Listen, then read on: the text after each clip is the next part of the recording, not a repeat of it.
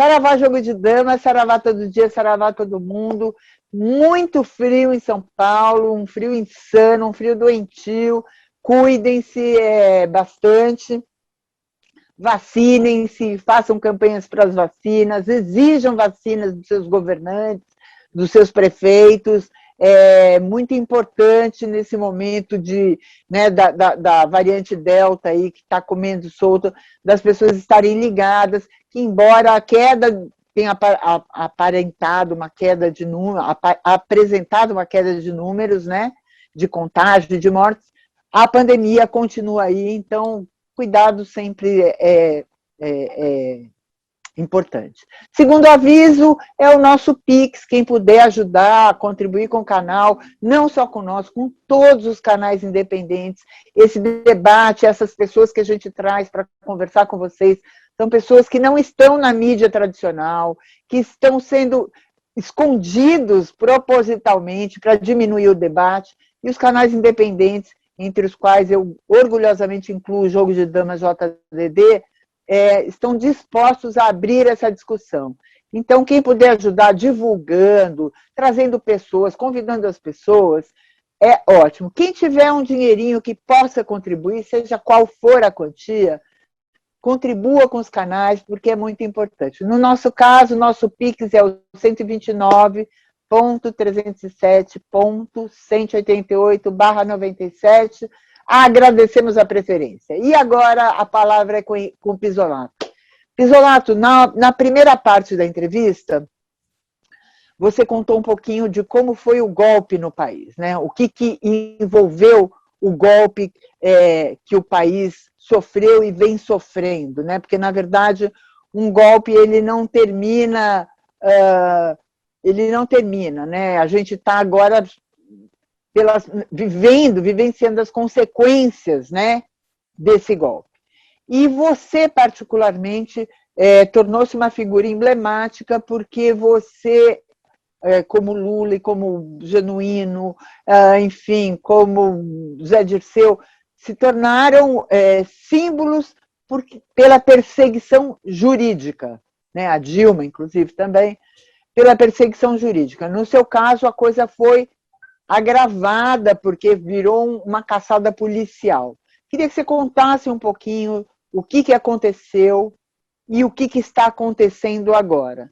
E, eventualmente, eu vou te interrompendo para levantar novas questões. A palavra está contigo, Saravá, bem-vindo. Primeiramente, minha saudação aos que nos assistem e minha solidariedade, né, aos familiares das vítimas do coronavírus, que cresce a cada dia, tristemente, e também agora que o frio não seja mais um elemento de destruição, e aí de causas, que as pessoas se protejam e que a nossa solidariedade ajude a proteger as pessoas que não têm teto, que não têm casa e que estão submetidas a esse flagelo de governo, num momento tão triste como esse. Sobre a sua pergunta, Niobe, eu vou começar a relatar um pouco como está a minha situação hoje. Eu estou, na realidade, num limbo jurídico, que é algo inédito. A minha execução penal, ela é um caso emblemático no Brasil, é algo que eu entendo que será tema de muitos estudos, inclusive de universidades e de escolas do direito, porque se romperam todos os princípios, todas as leis, todas as normas. Eu estou indultado desde 2017, do dia 25 de dezembro de 2017, depois de ter cumprido mais do dobro da pena que o indulto exigia. No entanto, meu indulto não foi efetivado, por simplesmente desrespeito à Constituição, desrespeito ao decreto presidencial, desrespeito a todas as leis e princípios, a ponto que a Itália já requereu informações várias vezes E o Brasil sequer responde. É algo assim inexplicável. Então, Isolato, deixa eu fazer uma pergunta. De quem seria a obrigação de responder? É do judiciário? É da presidência da República? É do ministro que executa a pena, executor da pena, que é o ministro Luiz Roberto Barroso. É bom falar os nomes, nomes aos bois. Por quê? Porque o Brasil inovou em todas as ofensas, todos os desrespeitos e princípios. A primeira coisa, além de ser um julgamento injusto, mentiroso, é um julgamento que tem todos os vícios e as ofensas aos tratados internacionais e aos princípios do direito. Por quê? Porque o Joaquim Barbosa, ele foi o juiz de investigação, ele se autonomeou juiz de instrução, ele foi o juiz de acusação, ele foi o juiz relator, e depois, no final, ele se autonomeou juiz de execução da pena. Coisa inédita no Brasil. Nunca tinha acontecido na história do Brasil de que o STF executasse uma pena. Mas o que teve alguma justificativa para isso? Ou isso passou batido? Prepotência, soberba, prepotência. Por quê? Porque sequer o STF é uma instância preparada para fazer esse tipo de julgamento. Muito mais para executar a pena. Mas a ânsia, né, de mostrar o poder, essa coisa perversa, né, da maldade das pessoas, e veja que teve casos que o desleixo foi tão grande, no caso do companheiro Genuíno, que ele correu seríssimo risco de vida. Então, você tem um julgamento, veja bem, ó, aonde eu não tive direito ao juízo natural, que a Constituição e a lei me garantem. Eu fui julgado numa única instância, na última instância, sem direito a nenhum recurso. Esse foi o primeiro grande questionamento que a Itália fez. Por que não se cumpriu isso? Depois, todos os códigos internacionais dizem que o processo, para não ser viciado, ele tem que ser fatiado, né? Agora se criou, inclusive no Brasil, o princípio do juiz de garantia.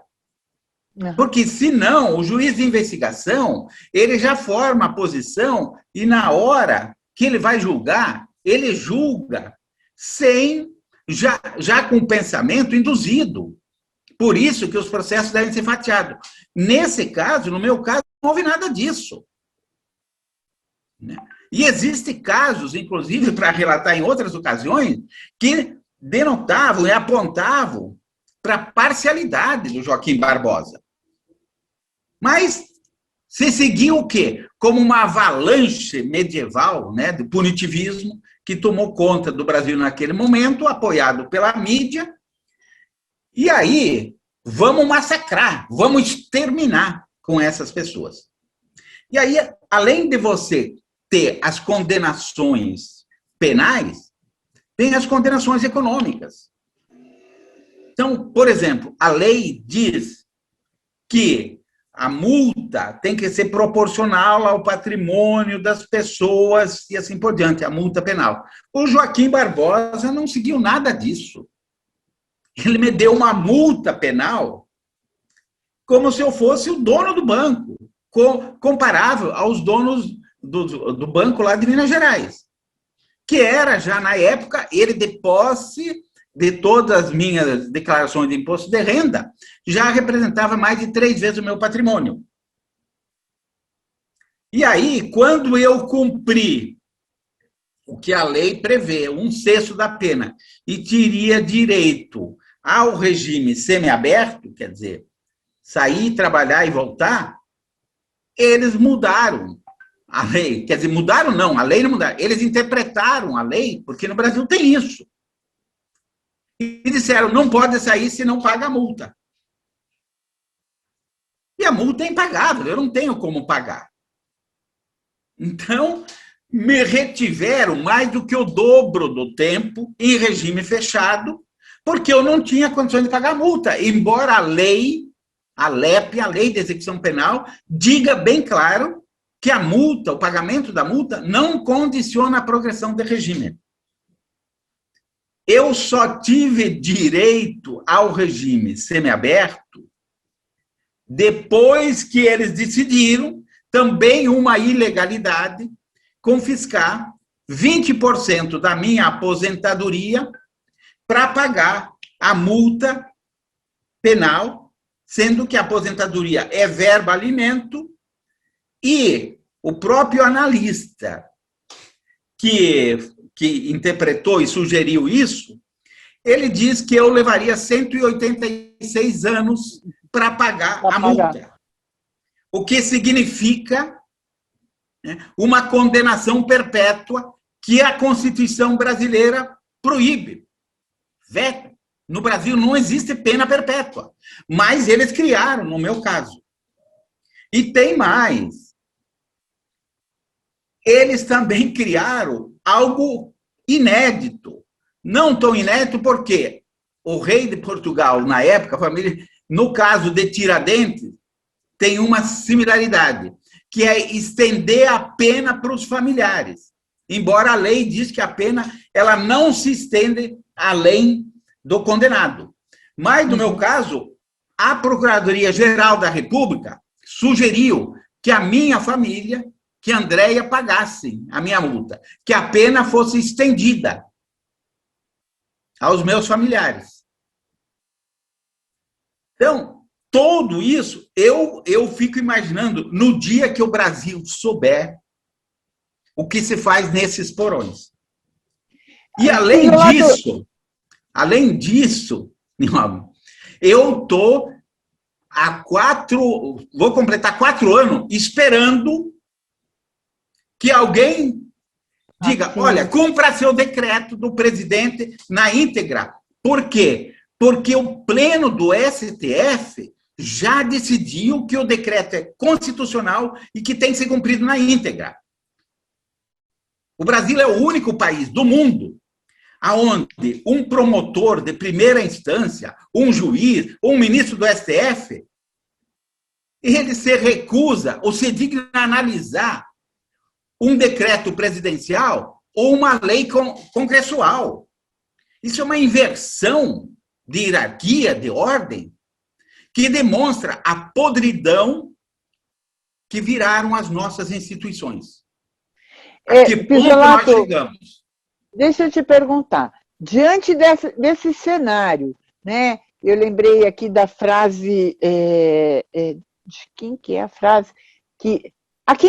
Para quem que a gente recorre? O seu caso está parado no STF, na mão do Barroso, né, do STE agora, mas ele é do STF. O que se pode fazer legalmente? Como é que se age legalmente? Porque esse tipo de perseguição, né, que a gente chama de lawfare, que é perseguição política sustentada em argumentos jurídicos, né, que na verdade são interpretações jurídicas, eles possibilitaram qualquer coisa, né? Qualquer um pode chegar lá, qualquer juiz que está sendo bancado por obviamente tem uma fonte econômica bancando esse tipo de golpe, né? Como é que a gente pode... como é que age o cidadão comum? Como é que age o porteiro do meu prédio? Como é que age a vendedora da loja? Como é que a gente se defende disso? A quem que a gente recorre? No meu caso, Niobe, vamos pegar o meu caso e vamos estender isso. É rezar. Rezar. Porque a gente não tem a quem recorrer. Vou te dar mais alguns passos. Em maio de 2019, o pleno do STF concluiu a análise da DIN, da ação direta de inconstitucionalidade, e concluiu dizendo que o decreto de 2017, do Temer, de indulto de Natal, era constitucional na íntegra, que deveria ser cumprido na íntegra. Eu renovei o meu pedido de indulto para o Barroso. O Barroso não decidia. Eu renovava o pedido, quase que mensalmente. Aí eu tive problemas sérios familiares, porque minha sogra já estava com Alzheimer e teve um acidente doméstico, caiu, e se imobilizou e precisava da nossa assistência em Porto Alegre, porque meu sogro também, com quase 90 anos, já não conseguia atendê-la. Eu anexei toda a documentação já da doença da minha sogra, depois do acidente, da imobilidade dela, e pedi para o Barroso, por favor, me dê o indulto que eu tenho que atender familiares. Não se manifestou. O tempo passou. A doença dela se agravou. Ela veio a óbito em abril do ano passado. Eu anexei o atestado de óbito e pedi, por favor, eu tenho que ajudar a minha família. Não existem outras pessoas. Eu já tinha perdido meu pai, minha madrasta, nisso só sobrava minha sogra e meu sogro. Não se manifestou. Eu entrei com um pedido de habeas corpus. Eles recusaram, dizendo que não cabe habeas corpus contra ato do ministro do STF. Simplesmente não analisaram, mandaram engavetar. Eu tentei 2 vezes habeas corpus, inclusive no recesso de julho. O Toffoli empurrou com a barriga, depois mandou para o Fux, que mandou engavetar. Disse que não era cabível. A Itália pediu várias vezes explicações via diplomática. Eles não responderam. A Itália. Meu sogro ficou doente, eu precisava acompanhá-lo, era inverno, frio, em Porto Alegre, e viúvo. Ele não se manifestou. E assim, não decide e acabou-se. O regulamento interno do STF diz que o prazo razoável é 14 dias para uma decisão. Em casos excepcionais. No meu caso, é 4 anos. Vou completar 4 anos. Isso que eu saí no dia que me deram o semiaberto, eu já tinha completado direito a condicional. Eu já tinha completado, eu já tinha estado no fechado 1/3 da pena. Quando, na realidade, o direito à progressão é 1/6. Desconto e descontaram a minha aposentadoria, uma multa impagável, que eles mesmos reconhecem que eu levarei 186 anos, portanto, né, eu terei que viver mais 186 anos para pagar essa multa que foi fixada ilegalmente, porque ela não segue as diretrizes e os princípios, sobre crimes que eu não cometi, que inclusive a Itália disse, vocês condenaram 2 vezes ele pelo mesmo crime, caso ele tivesse cometido, vocês não poderiam ter dado essa pena, mas você não tem a quem recorrer. Não tem a quem recorrer. Eu ainda, e tentaram me manter sempre calado.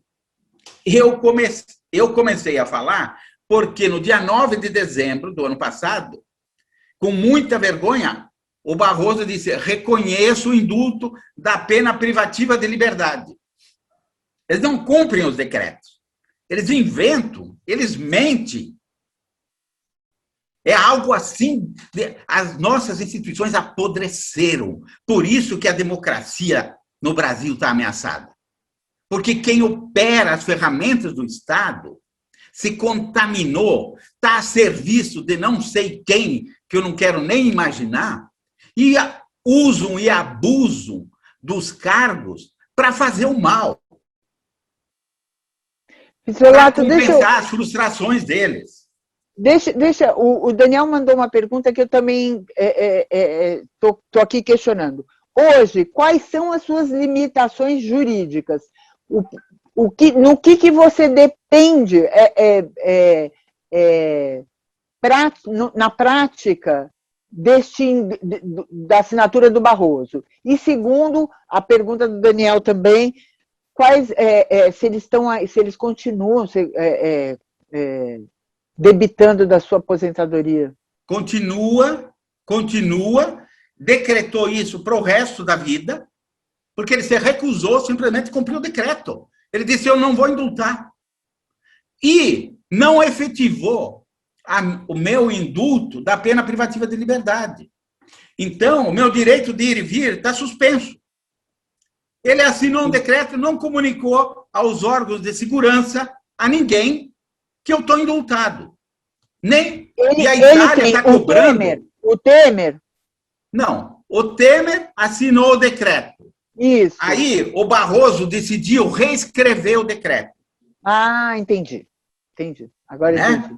Decidiu usurpar os poderes do presidente, em 2018. Ele, a Raquel Dodge e a mesma turminha ali, né? Dos iluminados, que se chamam iluministas.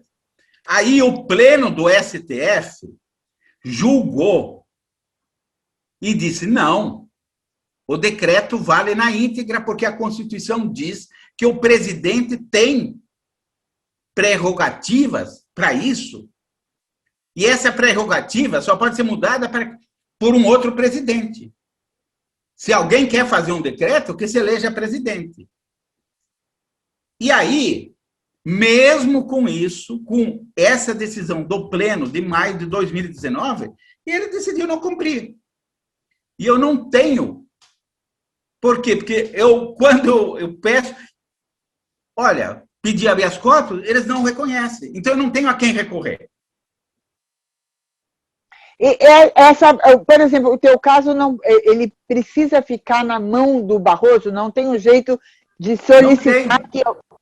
Por isso, aí é que está a disfunção, a agressão aos direitos constitucionais. Por quê? Porque se fosse um juiz de primeira instância, como é o meu direito ao juízo natural, claro, eu teria recurso à segunda instância, à terceira instância. Claro. Eu fui vítima de um fuzilamento judiciário. Um juízo que o Paulo Moreira Leite sempre disse. É um juízo de exceção. Só que a sociedade não sabe disso. Porque entra num palavreório, entra numa trama e assim por diante, e a grande imprensa não se interessa por isso. Por quê? Porque ela está do lado dos verdugos. Então, é isso. Eu vivo hoje isso. Veja bem, eu fiquei 1/3 da pena. O decreto previa que com 1/5 eu tinha direito ao indulto. Eu fiquei 1/3 da pena em regime fechado. Os acordos que o Brasil assinou com a Itália não cumpriu nenhum. A ponto que a Itália já recusou, eu tenho esses documentos, a extradição de outros brasileiros que estavam lá, inclusive a Corte de Turim, aonde eles alegam textualmente de que não estão extraditando porque o Brasil não é confiável, que o Brasil não cumpre os acordos, citando o meu caso, não cumpriu o acordo que firmou no caso da extradição do Pisolato.